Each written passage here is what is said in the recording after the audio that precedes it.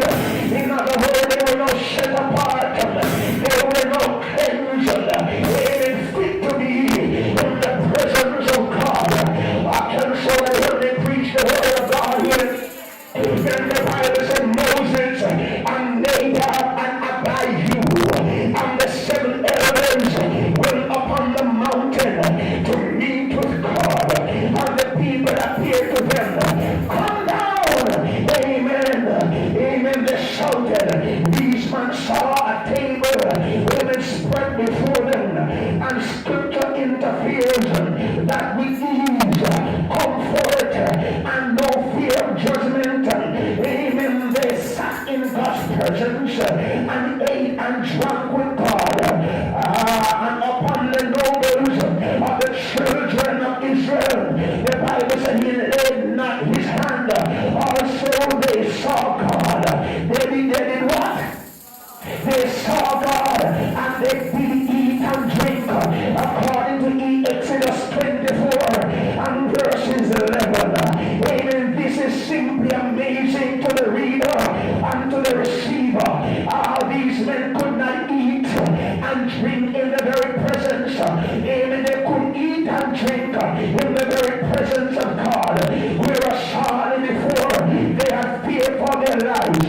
It was because the blood had now been sprinkled, and they understood the safety, they understood the power, their security in God. They did not fear. Beloved, today we are in a new covenant with Jesus Christ, a covenant sealed by his own blood. And likewise today, my friend, when his precious blood is sprinkled on you and your soul, it is for purpose, it is for communion, it is for separation, it is for sanctification. Am I talking to anybody here? It is so that you can now come boldly with great ease, without fear of judgment into God's presence for his communion. I hear one brother say, just have a little talk with Jesus. Tell him not about your troubles. He will hear your faintest cry. He will answer by and by. Then I feel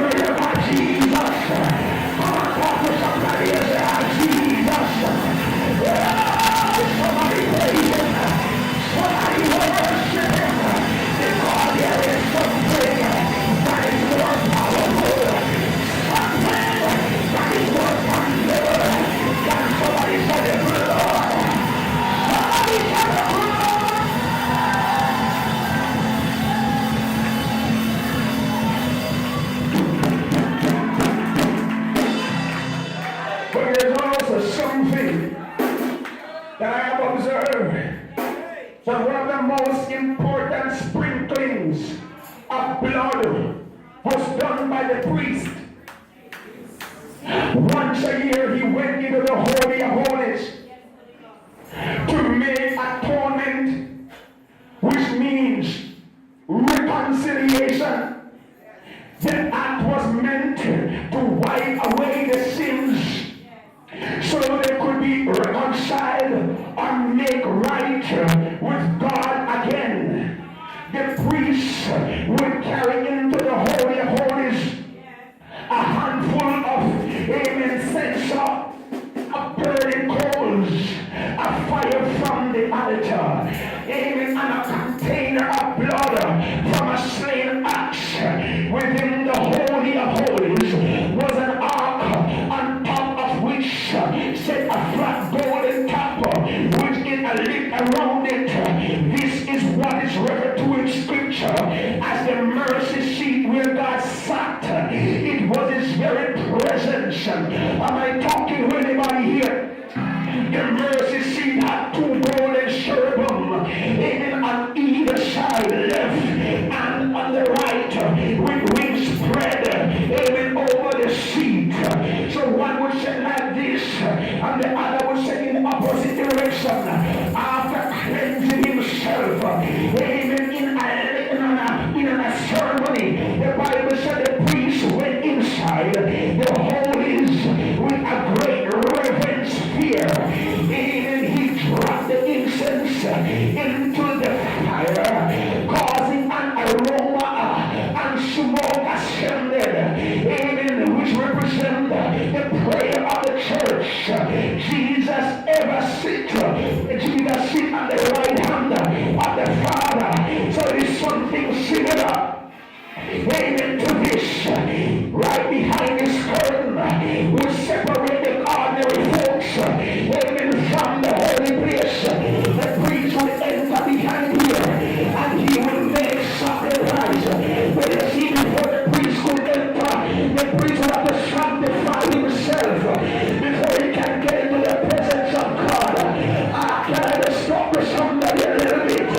You need to understand that when you leave the yard, before you come to church, there must be a preparation because you are coming to God.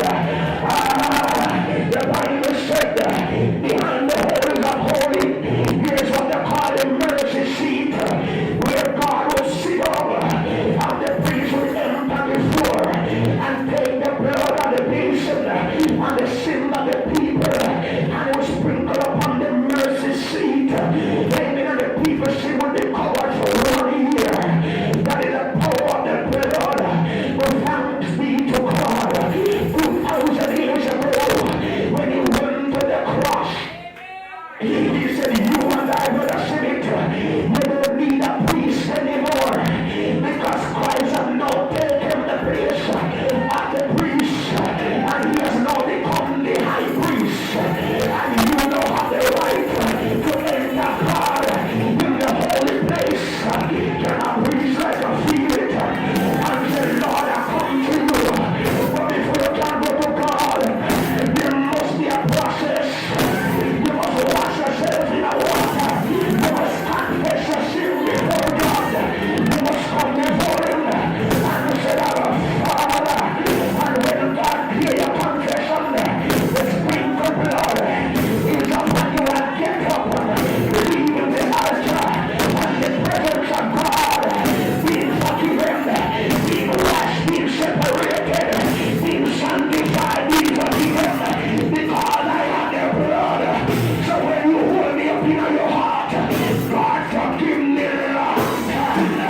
Tell somebody I am forgiven.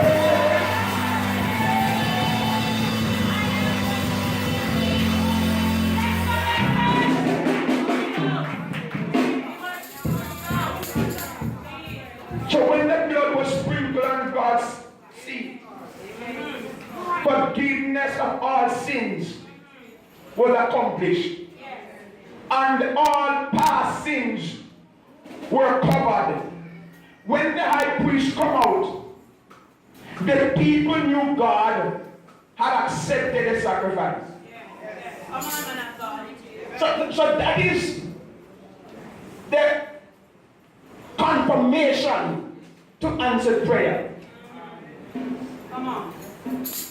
Because if the priest himself was unholy, he would be a dead man. Hallelujah. So when they see the priest come out, they begin to cheer. They begin to worship God. Because atonement was made. Representation was made. And forgiveness was granted. And the priest has come out. You can't hold it against me. Because Christ has set me free.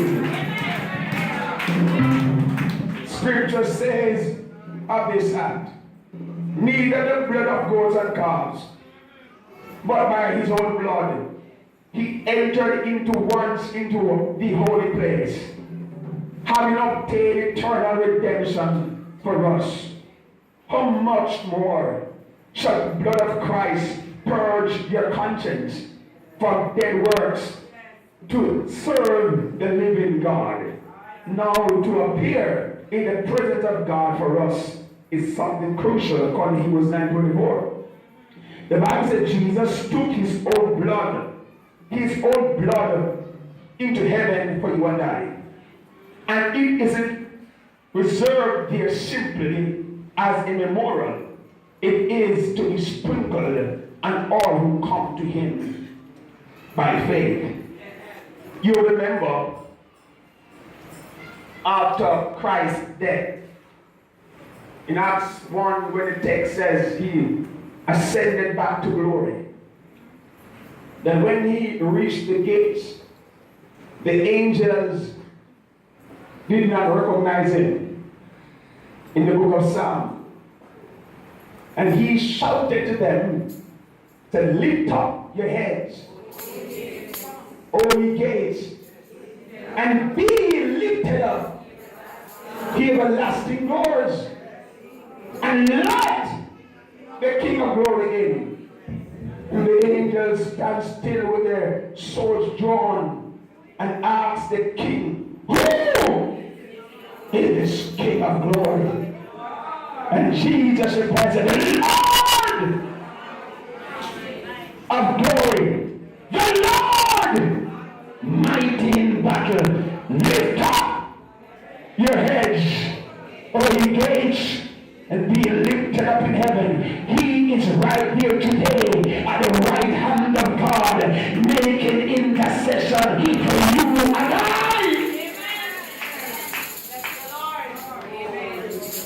How is the blood of Jesus sprinkled upon your hearts and minds? In closing, it's tragic that so many believers do not enjoy the power and the virtue of the blood of Jesus. Scripture makes it clear. It is important for us to know how the blood has been sprinkled on our hearts. This is done in two ways. The blood is sprinkled on us by the Spirit who dwells in us. Jesus sprinkles his own blood on us when by faith we receive his finished work at Calvary. This isn't a typical sprinkling, my friend. Rather, it is a legal, spiritual transition. He sprinkles the blood on our hearts in response to our faith. And until we truly believe in the power of sanctification at Calvary, the blood of Jesus cannot produce any effective way in your life until you believe. Romans 3:24 says, whom God has set forth to be the propitiation, or it is the same word, reconciliation, through faith in him. Churches around us and the world partake of communion regularly, yet Paul warned us not to drink the cup unworthily. This doesn't mean mere partaking of communion service after we fail in some way. We know that if we repent of our sins, Jesus will forgive us and cleanse us of all iniquity. But no, I believe Paul is saying we are to discern Christ's body properly. He's talking about coming to the Lord's table, drinking of the cup symbolic of the blood, and yet not believing in the power of the blood. It has to do with sitting in condemnation and fear. So when you come, you must believe that that which you are partaking of is more powerful than the symbolic. You know that if you're sick, you can be healed because the sprinkled blood of Christ is upon our lives. And therefore, a man who comes to God's table must make himself clean and ready before God. The blood of Jesus is sprinkled on our soul through Holy Ghost preaching. When you hear Christ and his blood being exalted in Holy Ghost preaching, you can know the blood is being sprinkled. When Philip preached the gospel to the church, that man's heart was ravished by the word. Immediately the scripture said, he begged to be baptized. Philip said to him, if thou believest with all thy heart, thou mayest. Likewise, every time you take, amen, the heart, Holy Ghost anointed preaching into your life, crying out to God, the Lord will hear and he will forgive you. You have been sprinkled with the blood by faith. At this point, my friend, you may be wondering, how can I know whether the blood has been applied to my heart? Here are three ways I think you will be able to identify. If you are willing to walk in the light and allow the Holy Ghost to expose all darkness into you in and out of your life, you can know that you are being sprinkled by the blood of Jesus Christ.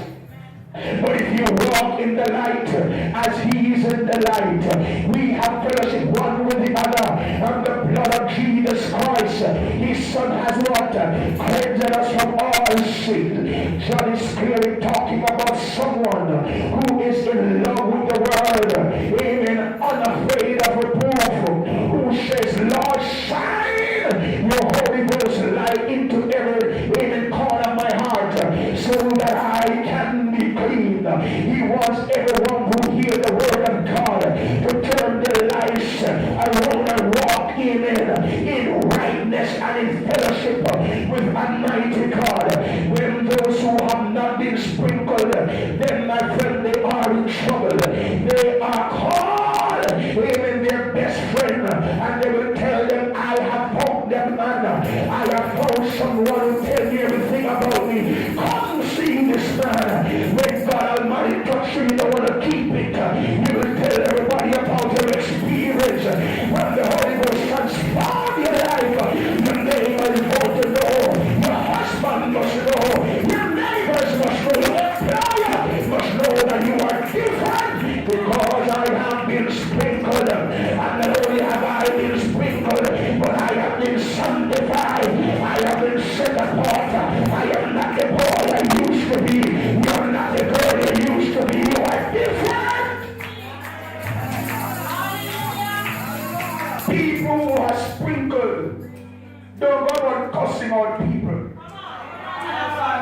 People who are sprinkled don't go on having envy in their hearts. Those who are sprinkled are not envious and malice keeper. Hello! Those who are sprinkled are not liars and thieves.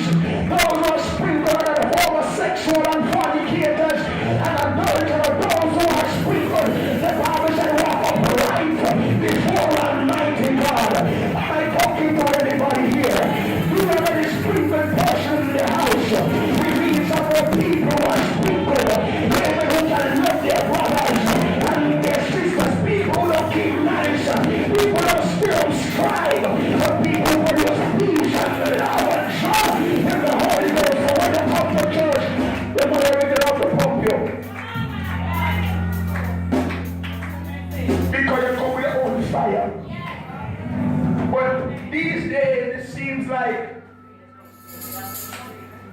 Somebody come to the church and they are paying out the life coal out of the church. So instead of fire, you only have a place where fire used to burn.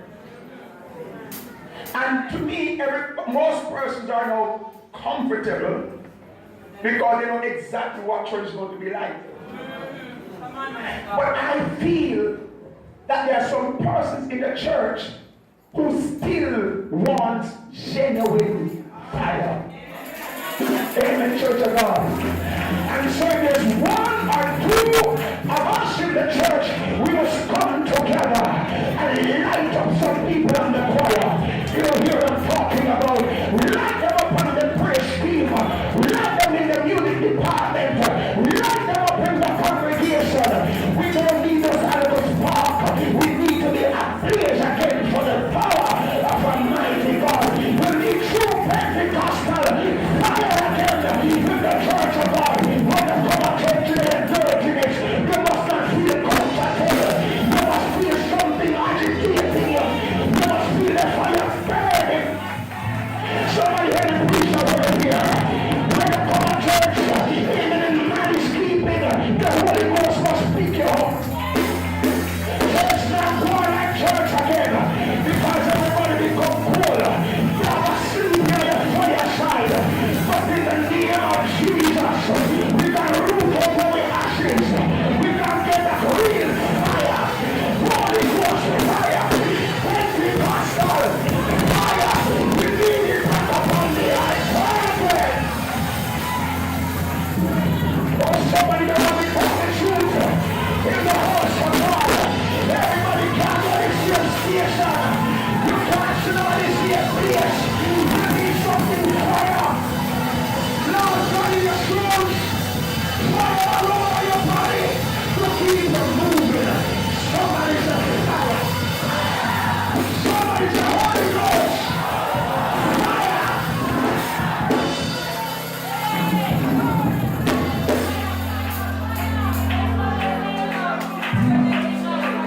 When you come to church, especially this church, you must know the difference being a Baptist from a Pentecostal. You must know the difference between being a Pentecostal from being an Anglican. Hello, church of God. You must hear Holy Ghost clapping. You must hear foot stamping. You must demonstration. Hello, church of God. You must use what you have. Somebody lift up your hands and give it up praise in the house of God. Who will be good Christian in the church? Who will be Christian sit down and be comfortable and come to steal you up and come to steal up your nest? Hello, church of God. We need by the Pentecostal fire. The church. I am done now, but hear this. There are those who are part of us who don't believe in what we believe. Almighty God. There are those who are part of the church who does not believe in what they believe. Man, we are probably sure you can't stay from Cobra and Costco. In the church of our Pentecostal, you must believe in tongues. You must believe in the power of the Holy Ghost. Hello, somebody. You must believe in Lena Pandakasa. Don't somebody here this morning. You must believe that we have something more powerful than money. We are Pentecostal movement.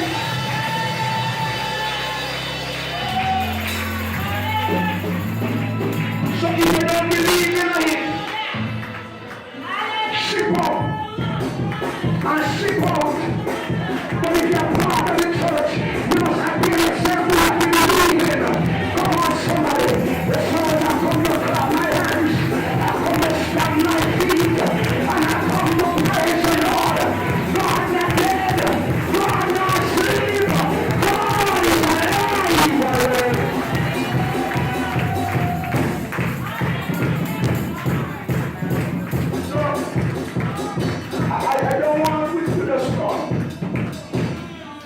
And just plead the blood because we say, let us plead the blood. You must plead the blood with emphasis and conviction. Hello, Church of God. You must use that kind of authority that you have for the glory of Almighty God. So, what are the benefits that flow from the blood of Jesus? Once your heart has been sprinkled, Jesus' blood redeems us from sin and the powers of darkness. I am done. In 3 minutes I'm done. These are the benefits. No true Christian can be bewitched by anybody.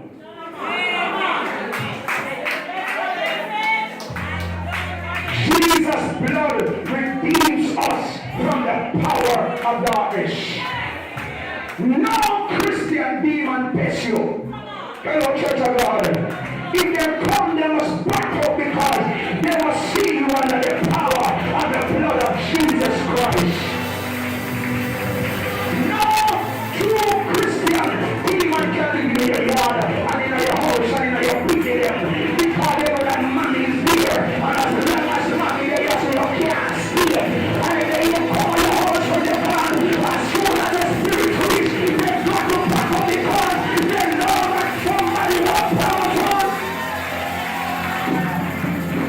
The demon will look at the disciple and they say, Paul, I know. Jesus, I know. But who